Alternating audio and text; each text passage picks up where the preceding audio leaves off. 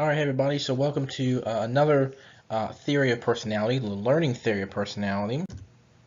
So our objective and standards to identify views of personality in relationship to learning and analyze differences in behaviorism and social cognitive theory.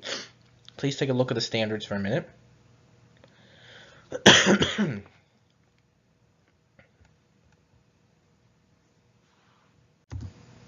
And our desired result, how does personality develop according to learning theories?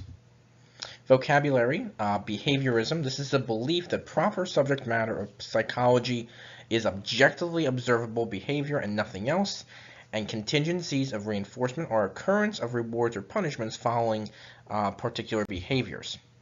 So learning and psychology. So human and animal learning has dominated the study of psychology in America. Specifically, observable behavior should be the proper subject of matter in psychology, according to John Watson, his picture there. John Watson basically believed that if it could not be seen, it could not be studied. So he was all in favor of it has to be able to be seen in order to be studied. And the beliefs of Watson led to the study of behavior and what becomes known as behaviorism. Now, behaviorism is the belief that as individuals differ in their learning experiences, they gain different behaviors and therefore different personalities. So behaviorism and B.F. Skinner. The view of behaviorism of B.F. Skinner had a major impact on behaviorism, although it was not his intention. He was mainly studying learning, but in a way came about with another way that personality is developed by our different learning styles. He focused what causes on a person to act a specific way. So let's take a look at this example below. Rayon is a new college student who has been depressed recently. He rarely leaves his room or speaks to anyone else. Now, unlike Freud, Freud would view Rayon's happiness, or unhappiness, as a result of his childhood, okay? I should say unhappiness, my apologies. Okay, and Skinner would look at his behavior. Skinner would say, okay, well, what's going on in his life now that is forcing him to act this way? He would want to know why Rayon behaves the way he does, and what he does to reward himself if he participates in a different behavior. These are known as contingencies of reinforcement. So what do you do to reward yourself? Like maybe, for example, if you study, on Saturday night instead of going out with your friends, or watching a movie, or whatever the case may be, and you say Saturday is your day to study, or Sunday's your day to study, whatever the case may be. What do you do to reward yourself for that, to improve your behavior? If you just studied all the time, it would kind of have a negative impact on your behavior in a way, according to Skinner. So he wants you to reward yourself in a way, in a sense. So this view has become very popular with psychologists because it's action-oriented. We are changing someone's behavior by causing them to participate in a certain action. And I've spoken to and have known a few psychiatrists and psychologists who have said, that this, from what I've read myself too, that, if we can change our behavior, it can have a better impact on our personality in a way. So human behavior can be impacted and changed by rewards and punishments. However, the problem is that reinforcers are very complex and can cause issues for behaviorism. So let's go back to our example. So what Skinner would want to know is he would probably come up with a hypothesis. And the hypothesis might be something like this, that maybe Rayon's girlfriend spends a lot of time with him now, but prior to this she did not. So Rayon became depressed when she would not spend time with him. Now, if the girlfriend can get Rayon to leave his room to hang out with her, to hang out with others, that could work as a reinforcer and possibly improve his behavior. So social cognitive theory and Albert Bandura.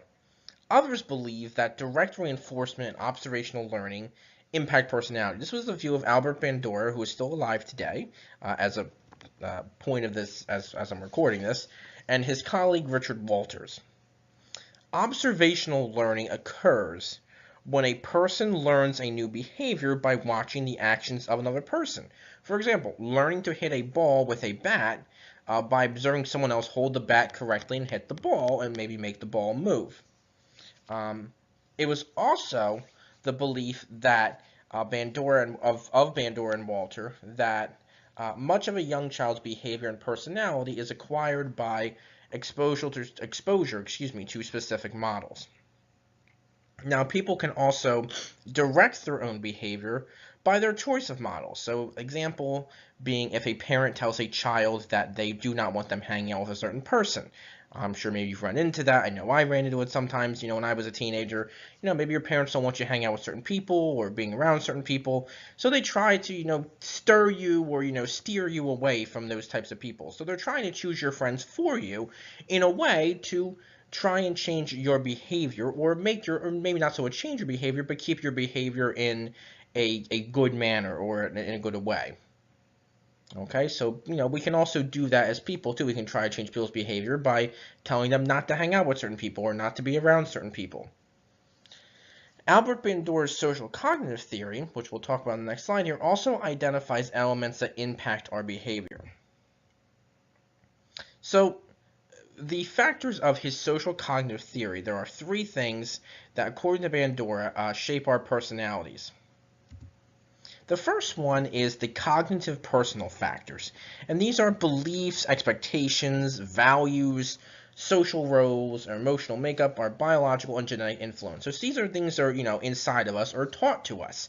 What do you value? Do you value, working hard and having a good job, or are you more concerned with, maybe you're happy with just having a nice family? I don't know. There's different values and everybody has different values. So, maybe you're more concerned with having a fancy car and having a big house, or maybe you're okay with the small apartment and and the car that's not the nicest car, but as long as it runs and gets you to work and is okay and gets your family safely somewhere. Different beliefs and values and expectations.